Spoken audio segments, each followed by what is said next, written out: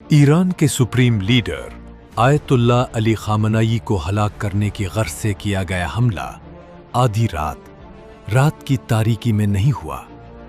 अंदाजों के बरक्स ये हमला सुबह की रोशनी में हुआ। सुबह की रोशनी में हमले करने की वजह वो अहम खुफिया इत्तला थी जो अमरीकी और इस्राएली इंटेलिजेंस को चंद घंटे कबल ही मौसूल हुई थी। अमरीकी और इस्राएली इंटेलिजेंस ने रात होने का इंतजार किए बगैर इस खुफिया इत्तला का फौरी फायदा उठाने का फैसला किया।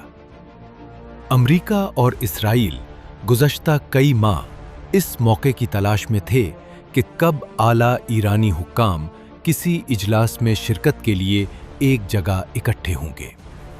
खुफिया इत्तला ये थी कि सैयद अली खामनाई सुनैचर की सुबह तेहरान के मरकजी इलाके में वाक़े एक कंपाउंड में मौजूद होंगे। खामनाई की कंपाउंड में मौजूदगी की इत्तला के साथ साथ इस्राएली और अमरीकी इंटेलिजेंस को इस मकाम का भी पता चल गया था जहां उसी वक्त दीगर ईरानी आला फौजी और खुफिया इदारों के अफसरान को इजलास में शिरकत के लिए जमा होना था। अमरीका और इस्राएल गुज़श्ता कई माह से सुप्रीम लीडर सैयद अली खामनाई की नक्लो हरकत पर नजर रखे हुए थे। अगरचे ये बात खुफिया रखी गई कि उन पर नजर रखने का तरीक़ाकार किया गया, ताहम अमरीकी सदर डोनाल्ड ट्रंप ने एक सोशल मीडिया पोस्ट में इस जानिब इशारा किया है। ट्रंप ने लिखा कि वो खामनाई हमारी इंटेलिजेंस और निहायत जदीद ट्रैकिंग सिस्टम से बचने में नाकाम रहे। ये मुमकिन है कि ईरान में मौजूद कोई इंसानी जरिया उनकी नक्लो हरकत की इत्तला दे रहा हो, ताहम ज्यादा इम्कान इस बात का है कि अहम ईरानी ओहदेदारों की तकनीकी बुनियादों पर निगरानी की जा रही थी।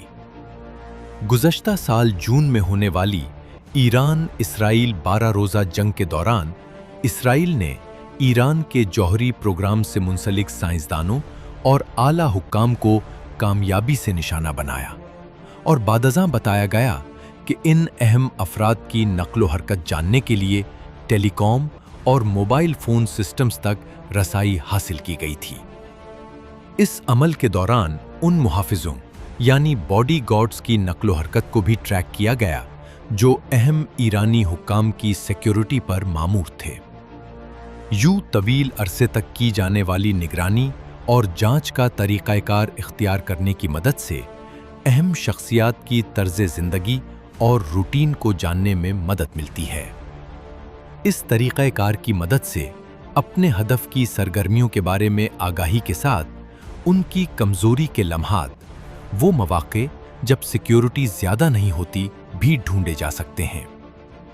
ईरान को इल्म था कि रहबर आला सैयद अली खामनाई दुश्मनों के निशाने पर हैं, लिहाजा उनकी हिफाजत को यकीनी बनाने के अमल के दौरान कमज़ोरी के लम्हात का तयन करके उनसे निमटने में नाकामी ईरानी सिक्योरिटी और इंटेलिजेंस इदारों की एक बड़ी नाकामी को जाहिर करता है।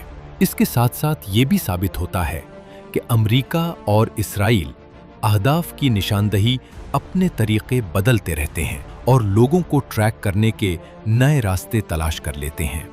ईरानियों ने शायद ये भी अंदाज़ा लगाया होगा कि इस नौइयत का अहम हमला दिन के औकात में नहीं हो सकता। खबर रसां इदारे न्यूयॉर्क टाइम्स की एक रिपोर्ट के मुताबिक रहबर आला की कंपाउंड में मौजूदगी पर मबनी खुफिया इत्तला अमरीकी खुफिया इदारे CIA से आई थी, जिसे इसराइल के साथ शेयर किया गया, चूँकि हमला इसराइल को करना था।